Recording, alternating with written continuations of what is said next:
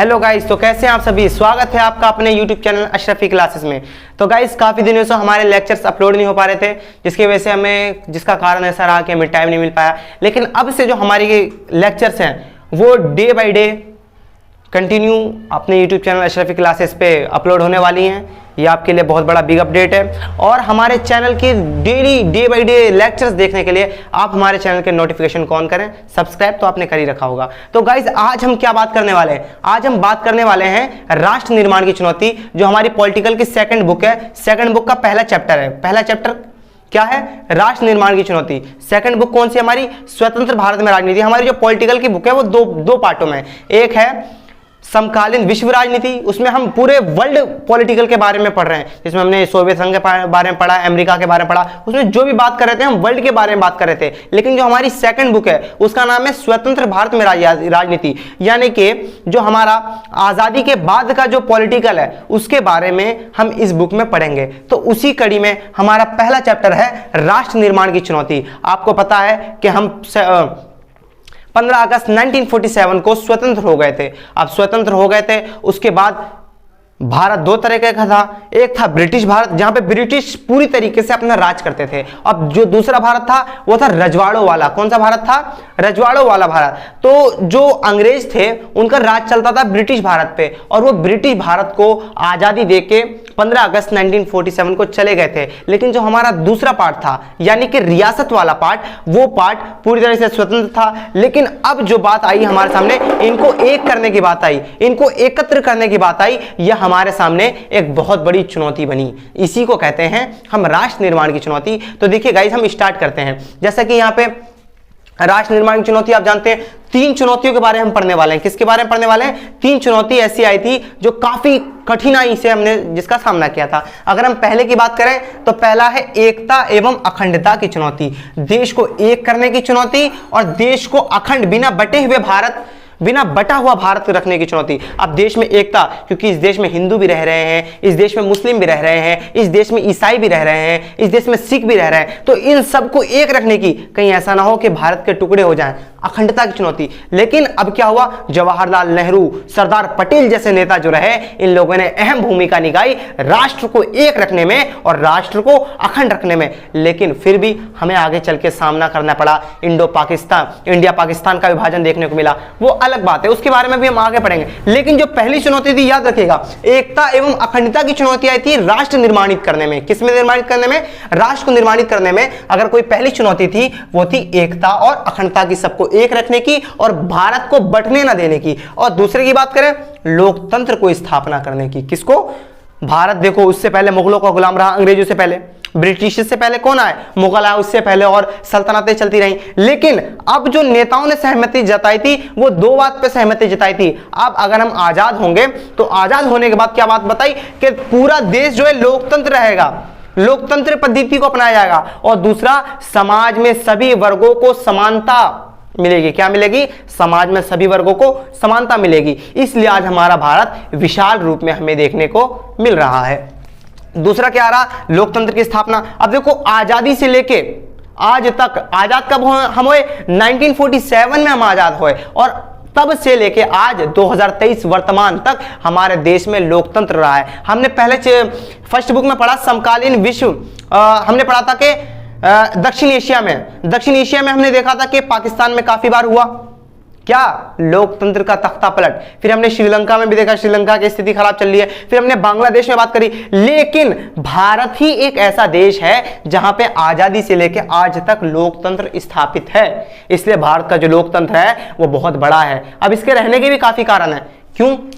हम सारे एक हैं, हम पूरे अखंड हैं, हम मिलके रह रहे हैं, इसलिए हमारा भारत का लोकतंत्र आज भी मजबूती के साथ चल रहा है। अब तीसरे की बात करें, समानता पर आधारित विकास। राष्ट्र निर्माण की चुनौती क्या आई? हम सभी को साथ लेके चलेंगे। क्या चलेंगे? सबको साथ लेके चलेंगे, चाहे हिंदू हो, चाहे मुस्लिम हो, धर्म, जाति, लिंग का भेदभाव किए बगैर संपूर्ण भारत को हम एक साथ लेके चलेंगे। यह भारत की एक चुनौती रही थी और आज हम चल रहे हैं। ये भारत की 3 चुनौती आई थी। एक थी एकता एवं अखंडता की चुनौती, दूसरी लोकतंत्र की स्थापना, और तीसरी समानता पर आधारित विकास। ये पेपर में मोस्ट इंपॉर्टेंट क्वेश्चन आया था। ये इसका जो फॉर्मेट रहेगा वो 6 नंबर का रहेगा। आपको ईच पॉइंट जो है, ये जितने भी आपको पॉइंट दे रखे हैं इसको एक्सप्लेन करना है, और आपको इसका जो फॉर्मेट रहेगा 2/3 का रहेगा, यानी कि 3 पॉइंट आएंगे और पर पॉइंट के आपको 2 नंबर मिलेंगे। तो आपको इसको एक्सप्लेनेशन करना है कम से कम 5 से 6 लाइन में, तब जाके आपको पूरे 6 नंबर मिल पाएंगे। अब अगला बात करें, स्वतंत्र भारत, हम आजाद हो गए, आपको पता है। अब मध्य रात्रि के 14-15 अगस्त की मध्य रात्रि को हमारे जो प्रथम प्रधानमंत्री थे जवाहरलाल नेहरू, कौन प्रथम प्रधानमंत्री? जवाहरलाल नेहरू, पंडित नेहरू, इन्होंने भाषण दिया। स्वतंत्र भारत में अगर किसी ने पहला भाषण दिया, एमसीक्यू के आधार पे, एमसीक्यू के बेस पे आपका पहला क्वेश्चन ये बन जाता है कि स्वतंत्र भारत में पहला भाषण किसने दिया? तो पहला भाषण दिया हमारे पंडित नेहरू जी ने, जो हमारे प्रथम प्रधानमंत्री थे। कौन थे? प्रथम प्रधानमंत्री। तो पंडित नेहरू ने क्या किया? पहला भाषण दिया, और उस भाषण को हिंदी में कहते हैं भाग्य वधू से चिर प्रतीक्षित भेंट। अब पेपर में 1 नंबर का एमसीक्यू आपका ये तैयार हो गया, 6 नंबर का। आज देखो आपको फुल बूस्टर डोज मिल रहा है, मिल रहा नहीं मिल रहा? 6 नंबर मैंने यहां तैयार कर दिए अपने भाइयों के, अब 2-3 नंबर यहां तैयार कर दिए, पेपर में एमसीक्यू में आएगा स्वतंत्र भारत में पहला भाषण किसने दिया? तो आप सीधा ठोक के बोलोगे भाई कोई और नहीं, हमारे प्रथम प्रधानमंत्री नेहरू जी ने दिया। किसने दिया? नेहरू जी ने। और अब देखो मैंने आपको और तैयार कर दिया अपने भाई बहनों को, क्या तैयार कर दिया? तैयार कर दिया कौन सा भाषण दिया। अब पेपर में सीबीएसई वाले पूछ रहे हैं, जितना कंफ्यूज करना कर दें, लेकिन मुझे पता है आप कंफ्यूज नहीं होगा। क्यों? क्योंकि मैंने आपको पढ़ाया इस तरीके से। टेंशन नहीं लेने का, पूरी तैयारी करेंगे, और जो अपना लक्ष्य है, मोटिव है, अब की बार 90 पार वो साकार होकर आएगा। क्यों नहीं होगा भाई, हम है ना आपके साथ। चलिए, पहला भाषण किसने दिया? नेहरू ने दिया। यह आपको तो पता चल गया, लेकिन मुझे पता अब आप 10 बच्चों को बताओगे। भाई दलाली नहीं करनी, आपको आप पढ़ रहे हो मुझसे, बहुत अच्छी बात है, लेकिन इस वीडियो को शेयर करो ताकि आपके दोस्त का भी सपना साकार हो पाए। चलिए जल्दी शेयर करिए, लाइक का बटन दबाते रहिए, और उनको भी कहिएगा सब्सक्राइब करें। आपने जय हो मूवी देखी है? जय हो, उसमें क्या कहता है कि आपको कुछ अच्छा काम करना है तो वो उन 3 लोगों का है ना, वो अच्छा काम करें, तो आप भी यही वाली पद्धति अपनाइए। अब सपोर्ट करिए भाई, हम आपको मेहनत करके दे रहे हैं। आप एक काम कीजिए, अपने 3 दोस्तों को शेयर कीजिए, उनसे क्या कहिएगा कि वो 3 को शेयर करें। अब उन 3 से क्या कहिएगा कि वो और 3 को शेयर करें। अरे भाई तुम्हारा भाई तो छा जाएगा फिर पूरे यूट्यूब पे। क्या भाई, छाएंगे ही, हम आपको पढ़ा रहे हैं। अब आपको पता चल गया 1 नंबर तैयार हो गए, 6 नंबर तैयार हो गए, तो मेरा फायदा नहीं कराओगे आप? तो तैयारी हो रही है हमारी बहुत अच्छी तरीके से। पंडित नेहरू ने भाषण दिया, भाग्य वधू से चिर प्रतीक्षित भेंट। अब अगर आपको इतना ही लंबा चौड़ा नाम याद नहीं हो रहा, तो एमसीक्यू हिंदी इंग्लिश दोनों में आते हैं, आप ये याद रख कर लेना, ट्रिस्ट विद डेस्टिनी। इंग्लिश में क्या भाषण का नाम था? इंग्लिश में, हिंदी में क्या था? इंग्लिश में था ट्रिस्ट विद डेस्टिनी, और हिंदी में था भाग्य वधू से चिर प्रतीक्षित भेंट। यह आपका तैयार हो गया। अब बात आती है भारत पाक विभाजन की। भारत और पाकिस्तान का विभाजन होता है सिद्धांत पे। किस सिद्धांत पे? टू नेशन थ्योरी के सिद्धांत पे। टू नेशन थ्योरी के बेस पे द्विराष्ट्रीय सिद्धांत जिसको कहते हैं। तो अब आपका 1 नंबर यहां तैयार हो गया। भाई मैं तुम्हारे सिर्फ नंबर ही नंबर तैयार कर रहा हूं। कैसे नंबर तैयार कर रहा हूं? यहां नंबर तैयार करा दिए, 2 3 6 नंबर यहां तैयार करा दिए, 10 नंबर तो बन ही गए भाई आपके, टेंशन मत लो। अब देखो भारत पाक विभाजन, भारत पाक विभाजन किस बेस पे हुआ? द्विराष्ट्रीय सिद्धांत के बेस पे। किसके बेस पे? इंग्लिश में टू नेशन थ्योरी के बेस पे। भारत, जिन्ना ने ऐसा कहा कि भारत 2 कौमों का देश है, हिंदू और मुस्लिमों का देश है, तो इस बेस पे उन्होंने मुस्लिम लोगों के लिए अलग देश की मांग करी, जिसको क्या कहा गया? पाकिस्तान नाम दिया गया। लेकिन अब जब उसने, जिन्ना ने अलग राष्ट्र की मांग करी, तो इसका विरोध भी देखने को मिला। हमारे गफ्फार खान है, कौन है? गफ्फार खान। इनको सीमांत गांधी कहा जाता है। क्या कहा जाता है? सीमांत गांधी। क्या कहा जाता है गाइस? सीमांत गांधी। अब देखो आपका मैंने और तैयार करा दिया भाई। एमसीक्यू तो गलत ही नहीं होने चाहिए, बस हर पॉइंट पे आपको मैं तैयार करा रहा हूं एमसीक्यू एक। अब देखो पेपर में आ जाता है कि गफ्फार खान किसे कहते हैं? गफ्फार खान सीमांत गांधी का इन्हें उपाधि दी गई थी। क्या दी गई थी? सीमांत गांधी की उपाधि अगर किसी को दी गई थी तो वो कोई और नहीं, हमारे गफ्फार खान थे। और इन्होंने मोहम्मद अली जिन्ना का पूरा विरोध किया था, जो ये द्विराष्ट्रीय सिद्धांत के बेस पे पाकिस्तान की अलग मांग कर रहे थे। कहते नहीं, भारत एक कौम का देश है और भारत में सब रहेंगे। भाई देखो कुछ मुस्लिम वहां जाना चाहते थे, कुछ नहीं जाना चाहते थे। अब इसको लेके काफी समस्या देखने को मिली, वो हम अगले लेक्चर में डिस्कस करेंगे। अभी हम बस तैयारी करेंगे। अब गफ्फार खान ने विरोध किया, लेकिन ये जिन्ना ने माना नहीं। बनना था प्रधानमंत्री, लो भाई बन लो यार। देख लो स्थिति पाकिस्तान की, धर्म के नाम पे हुआ था आजाद। लोग कहते हैं ना धर्म से देश चलेगा, भाई धर्म से देश नहीं चलेगा। देश को चलाना है तो हमें क्या अपनानी पड़ेगी? भारत जैसी लोकतंत्र नीति अपनानी पड़ेगी, भारत जैसी समानता नीति अपनानी पड़ेगी और एकता की नीति अपनानी पड़ेगी। ये नहीं कि हम धर्म के आधार पे देश को चलाएंगे, धर्म के आधार पे देश नहीं चलेगा मेरे भाई। पाकिस्तान आजाद हुआ था धर्म के नाम पे, आपको पता है स्थिति क्या है, देख लो कर्जे में डूबा पड़ा है। अरे मैं कुछ नहीं बता रहा, तुम्हें पता है, लेकिन हम क्या है, आज भारत की लार्जेस्ट इकोनॉमी हम, क्यों? हमने लोकतंत्र की पद्धति को अपनाया, हमने समानता इक्वेलिटी की पद्धति को अपनाया, अपने कॉन्स्टिट्यूशन को अपनाया, इसलिए आज हम पूरे विश्व में सीना चौड़ा करके बात कर रहे हैं, कोई फालतू नहीं बोल रहा। यही है। तो गफ्फार खान ने इसका विरोध किया, लेकिन अब देखो परिणाम क्या हुआ। पाकिस्तान जो है ना, ये पाकिस्तान, इसका विभाजन हो गया। क्या हो गया?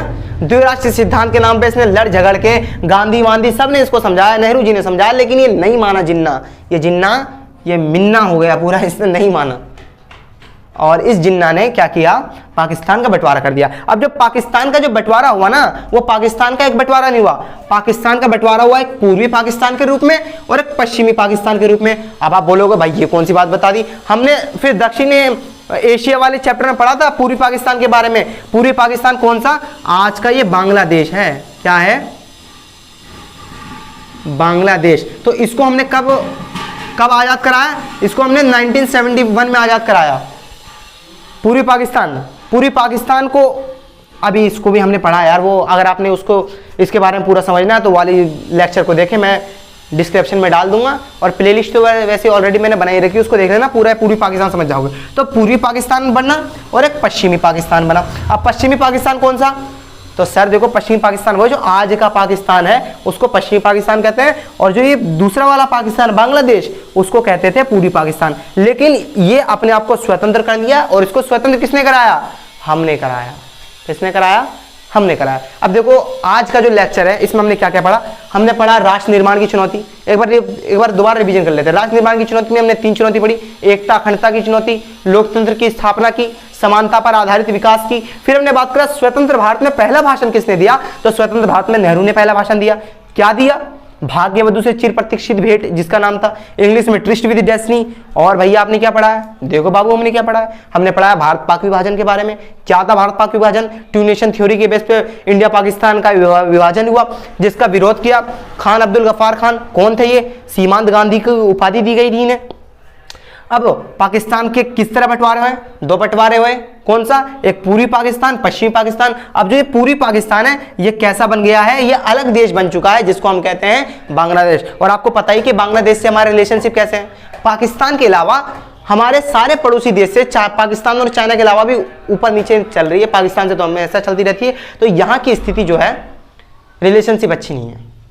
तो गाइज मैं उम्मीद करता हूँ कि आपको आज की लेक्चर पसंद आया होगा, और डे बाई डे लेक्चर देखने के लिए हमारे चैनल को सब्सक्राइब करें। और मेरी वीडियो से अगर आपको लाभ पहुँच रहा है तो अपने दोस्तों को भी भेजें, उनसे कहें कि वो और 3 को भेजें। तो देखो अपना लक्ष्य है अब की बार 90 पार, ये पूरा होके रहना चाहिए। और हमारे चैनल को भाई सब्सक्राइब करते रहिए। मैं बार बार बोलता रह रहा हूँ, अब मैं 2 लाइनें बोल रहा हूँ। तैयारी इतनी खामोशी से करो कि तुम्हारी कामयाबी का डंका सिर्फ आपके क्षेत्र में नहीं बल्कि पूरे विश्व में गूंजना चाहिए। समझ गए? ठीक है, फिर मिलेंगे। जय हिंद, जय भारत।